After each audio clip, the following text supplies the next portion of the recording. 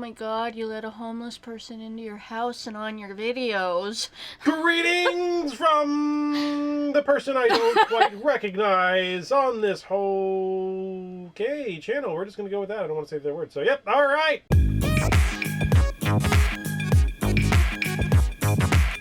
What were you going to say? Homeless channel. It's not a homeless channel.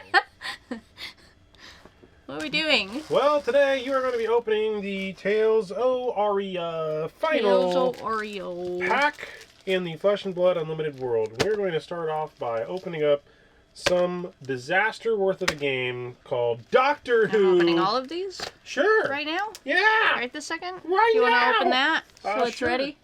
I don't know. You got to reinvent Refocus. the wheel here.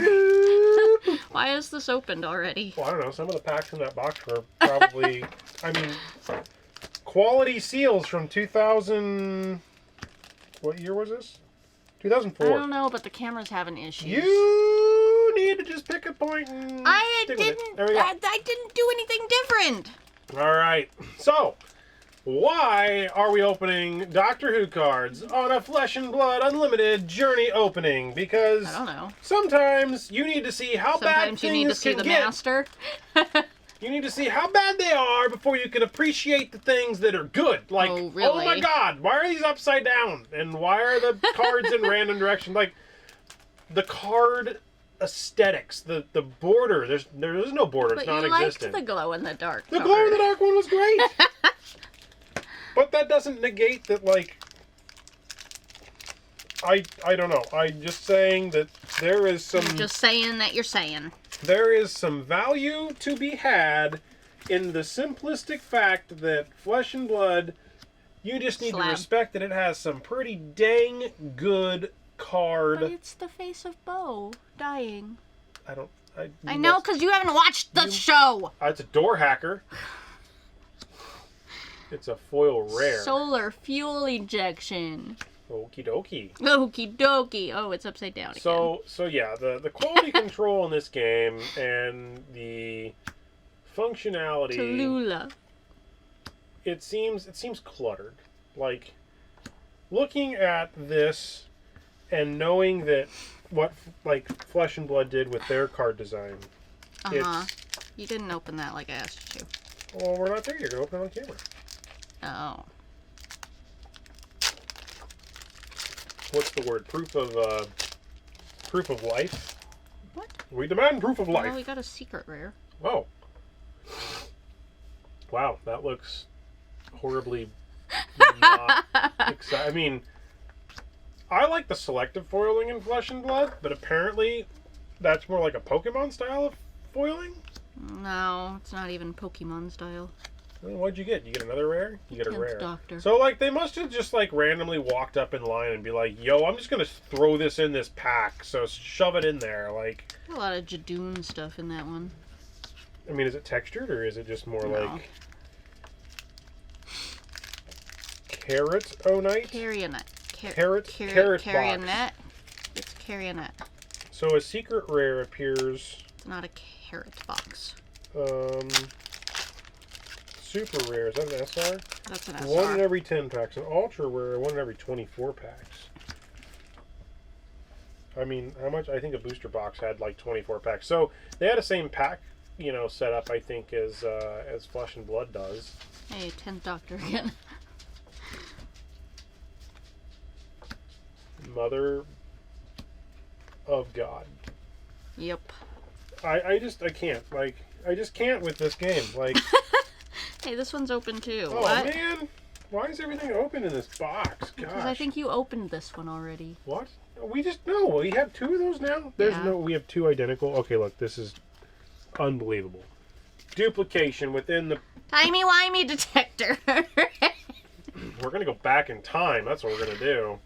Hey, look, Dalek sick hybrid. Okay, we're about done with sleep. This. Yeah, I'm about to go to sleep because this game is just not doing it for me.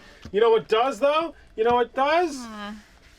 That right there. This magical... little sliver of a box. Magical beast of the final part of our journey on the Unlimited train. Now we can look at the art, we can respect the cards, we can look at the borders, we can talk about all of the awesomeness that is Flesh and Blood. Yeah, okay.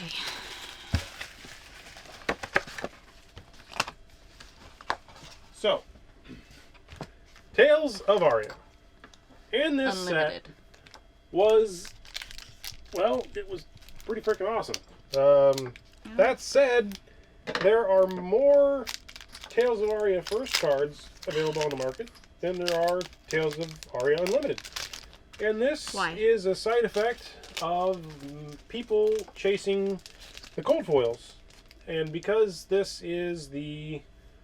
Oh, you can keep open. I'm just going to talk. Well, but they can't see it. Well, it's because it's a very weirdly... Like, there's a lot of white in this background. That's hard for any camera to handle. There you go. That's about as good as it's going to get. There's no cold foils in the Unlimited, right? No, there are not. So no cold foils in the Unlimited. Which means that realistically, you know, your best options are rainbow foils within the Unlimited series. And it's great for players, but it's not necessarily great if the price of the boxes for first edition and Unlimited are basically the same, and that's where they are kind of for the most part even today. So what that basically creates is this environment in which stores, people, individuals don't really want to open the Unlimited because there's just no incentive over, say, a first edition where you have the better chances of hitting Give up. a higher end card. I give up.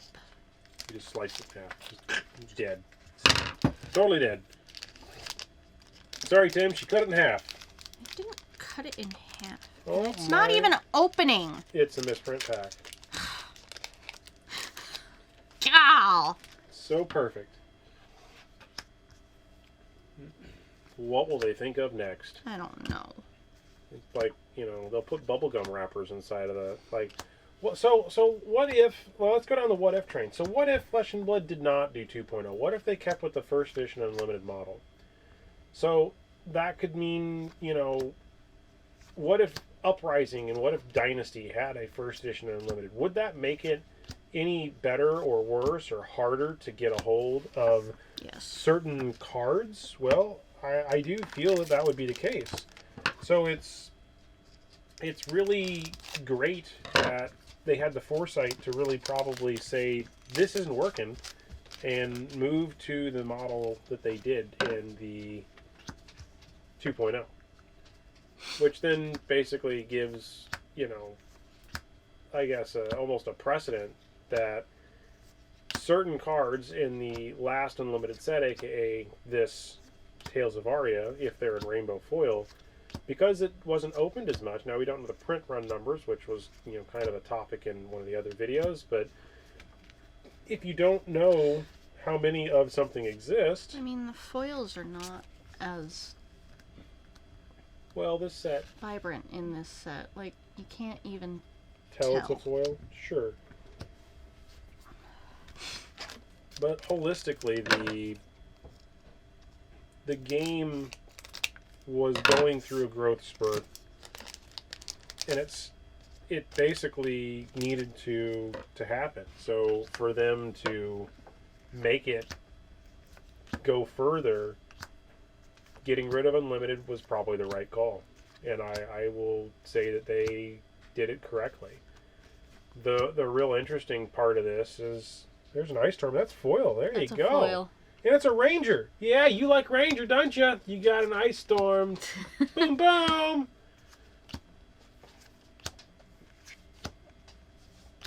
Boom, boom. Boom, boom, boom. It's 2 Ice Storms in a box. So. Basically, I think by this point in the series, if all these videos have come out, you should basically know my thoughts on Unlimited. Yeah, I know, right? No, my brain. Boom, boom, boom, boom. I want you in my room. Let's open cards together. Oh, gosh. All right. Well, we have obtained a new level of interest. I mean, I had to do something. The, that one's pretty. I like that one. but you can tell the foiling on it. Anyway, I interrupted. Well, just, now that there is no dual box, and having to keep inventory of both styles of boxes and all that kind of jazz, stores are opened up a little bit more to be able to kind of hopefully open the inventory that they need to be able to have the singles they want to sell, and also, have the cards that the players are looking for. I mean, it's really funny when you have to basically ask somebody, hey, I want a Captain's Call. Well, do you want a first edition? Do you want a first edition foil? Do you want an unlimited? Do you want an unlimited foil? It's cool. It's kind of back to the Magic the Gathering problem, where once everything is unique, then there is no special anymore. And that is part of the problem with, I think, what could have very well happened inside of Flesh and Blood. And because they were able to successfully get out of that whole, catch-22 of having to have unlimited and first edition, they're now free from having to deal with the, too many special things is not special enough. And that's great. That's where I want to see them, because now we have all sorts of really cool stuff coming out in these new sets. I can't even wait. Like, the supplemental set, obviously, Dynasty just released. We had Uprising. So the next set, they will have had 3 sets in 2.0 to work out any potential bugs or kinks, which really I can't even honestly say there were any. Heck, if they keep going this route, there's technically like lottery cards now in the sets, basically, with like the Cold Foil Marble Emperor is a good example in Dynasty. So there is just a huge myriad of reasons why I think getting rid of Unlimited and going toward the 2.0 model was not only a great call, but just holistically a better decision from a supply chain and management standpoint, based on me having friends that deal in some logistics and trying to get things from point A to point B. You don't have to have 2 different SKUs. You don't have to have like, oh my gosh, well, only everybody wants to order first edition, but nobody wants to order unlimited, which I'm sure was probably some of the information being given from distributors back to LSS, because, like I said, face it, if I was, forced to buy a product, or maybe it was you had to buy X amount of unlimited to get your first edition allocation. I don't know any of the, this is just all speculation right here. So, I don't know if any of that actually happened, but it could have been detrimental to try to say, well, I really know I can sell first edition, but I don't want it, nobody will buy this unlimited. Which that's, that is a problem, but at the same time, the real problem, which no longer theoretically exists, is Card Shop Live. They're not a thing anymore. TCG Player bought them, so hopefully they'll, quietly go away. But they were fire selling boxes well below what any other store could have, in theory, got it at. And because of that, it kind of made it really hard to be able to pull off anything for a store to be able to actually carry this and make money, which then kind of became almost an exodus of people and stores not wanting to sell this, based on me talking with some folks. But 2.0 really seemed to flip this around, and obviously, ancillary outside, kind of things. But now that Magic the Gathering has done some pretty stupid stuff and selling you $1,000 pack of proxies, well, Flesh and Blood looks pretty darn good now, doesn't it? Like, even their worst mistakes, so to speak, which I really don't know what those would be at this point. I mean, I'm sure they exist, but even their worst mistake is not $1,000 proxy, fake card box. So, all said and done, I'm sure that now that more eyes are on Flesh and Blood holistically, and that more people are starting to convert from Magic or willing to give it a try, big content creators, Pleasant Kenobi, the Professor, other folks are starting to not necessarily show allegiance, because they were already kind of, off on the outskirts interested, but they were showing that the game, I think one of Professor's videos was like, 2 more years or something, or maybe it was 3. But it was kind of the joke of, well, basically, it's 2 more years until it hits 5 years, because basically they've already gotten past the whole stage of, you know, speculation and craziness. I wouldn't suspect that, you know, I think it would take something catastrophic for this game to fall out of favor at this point. I'm finding more and more people I know every day that are jumping into the game. I'm getting more and more people in our local community. I've heard many communities are growing. Ooh, Winter's Whale. Nice.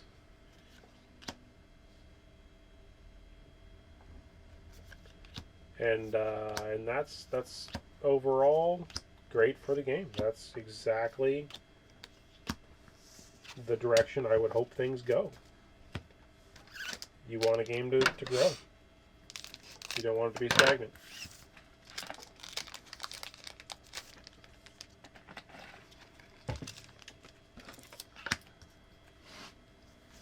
The perception problems are gone. I think the perception that Flesh and Blood was an investor's game or that it was too expensive, I think those pretty much have gone to the way of the dodo bird. So that's great. Poor dodo. Well, the dodo had no control over the asteroid. And basically, I think Flesh and Blood had no control over the asteroid either. But that asteroid struck, and it didn't strike them. It was Magic the Gathering doing all sorts of stupid stuff. So I think that they're going to benefit big from it, I think. I really do feel that in the end, they're going to come out and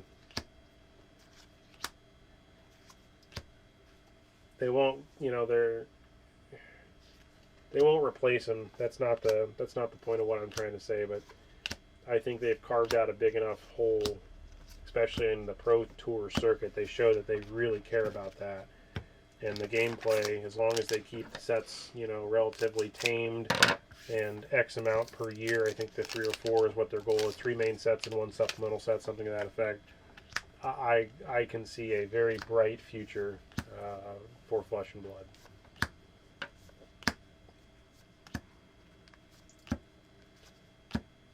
Boxes. What? Got a lot of good art, but it's not giving us a lot of red. Where are Majestics at? Hiding.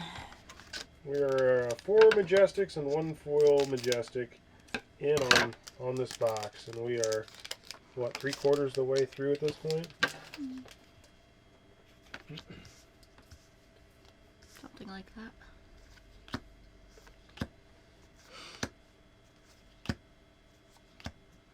I mean, I think the next time we open Unlimited is probably going to be a look back. Hopefully, a couple years from now, more so, because there really isn't a point in me opening any Unlimited. Oh, that was the token. Basically, because there's just no cards in Unlimited that are not available on the secondary market that I feel like people are going to open mass boxes to try to get. You know, Uprising is a good example of cards that are not in the 1.0 stage, but in the 2.0. But they're going to have lots of people still trying to get very specific versions of cards. So as people hunt for those, more and more of those will be available on the market for players, which I think is great. Here's our bauble, 1 of 2. Mr. B.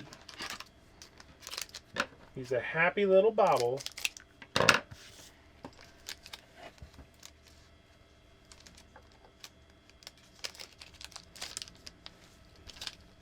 Titan of CNC. No. Ragamuffin's hat. He's the hattiest person of them all. He enjoys the hat. Does he? Like a cat. Like a cat, huh? It sits. I can show you the world. Oh gosh, we went down that path. We have descended into madness on this last box. Oh, jeez. I feel like... Still got like 3 hours. 3 hours for Pokemans! Because that's what's going to happen, because this video is all over the place, from Doctor Who to Flesh and Blood to the release of Pokemon. So those of you that kind of will see this in the future, just keep in mind that this is technically the release night of Pokemon in the continental United States. So that should give you a date Still and time. don't know. Did I choose who I'm picking? Yeah, what's your starter? I think I'm going Quaxling. Quaxley? Yeah. Quaxley? Quaxley. That's his name, right? Quaxley, the duck. And it's just as hard as like when you're playing, you know, there's 3 choices in Tales of Aria. You already picked Fuecoco, so I can't go with the Fuecoco. Oldhim, Briar, and Lexi. So it's like Pokemon, and maybe that's a good thing, right? Like I kind of look at this similar. I mean, you're not really catching them all, but like you're doing the battles, you're battlings. I am. Am I battling? Am I really? I think so. Oh. So we got a Earth Action, Elemental Guardian, Elemental Ranger. Did we decide who was playing which version? No, not yet. We probably need to do that. Well, I have an idea, but I'll You have an that. idea? I'll explain that after. Oh, okay. After the fact. Because there's one regionally exclusive Pokemon that's in one of them that I'm like, okay, I think that's the game you're gonna want. Okay.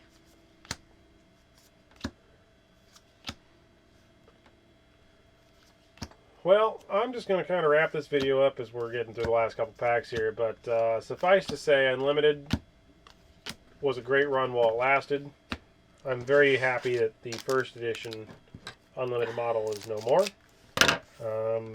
I did have my quarrels with it originally, but I think I have since put all those to rest with the success that I have seen behind both Uprising and now Dynasty.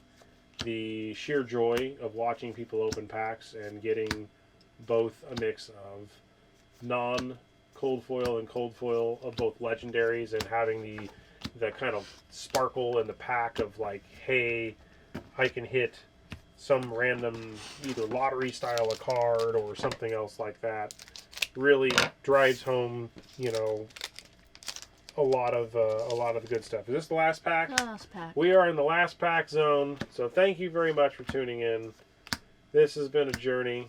It has been a heck of a journey, and may the Unlimited be in the back of your mind, and hopefully your luck is way better than Tim's luck. Sorry, Tim. Tim, you got 1, 2, 3, 4, 5, 6 Majestics in this box. Well, 7 if you count the foil. And then 1 foil Majestic, and only a single crack bubble, or were there 2? No, there was only 1. Boy, oh boy. I don't know what to tell you other than thanks for playing, and better luck in Flesh and Blood 2.0. All right, buddy. Thanks. Have a good one. Bye. See ya. You're captain.